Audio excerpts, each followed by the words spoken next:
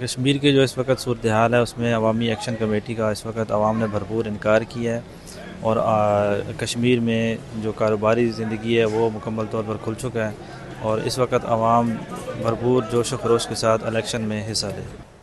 کشمیر کی صورتحال پہ ایک تو میں یہ کہوں گا کہ عوام نے سب سے پہلے جو عوامی ایکشن کمیٹی ہے اس کو پوری طرح بائیکاٹ کر دیا۔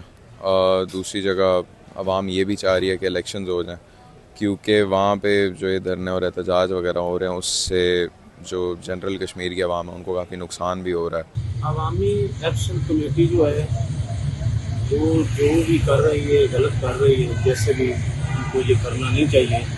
اور کشمیر کی عوام جو وہ الیکشن چاہتی ہے، وہ چاہتی ہے الیکشن ہو، الیکشن میں سلیکشن ہو، لیکن یہ آج ایکشن کمیٹی جو ہے یہ کام غلط کر رہی ہے، اس کو نہیں کرنا چاہیے۔ ابھی دیکھو گورنمنٹ نے اعلان کیا ہے 27 تاریخ کو الیکشن کا اعلان کیا ہو، الیکشن میں حصہ لیں اور بھرپور حصہ لیں۔ اور تقریباً میرا خیال ہے کہ عوام نے بھی ایکشن کمیٹی کا بائیکاٹ کر دیا ہے۔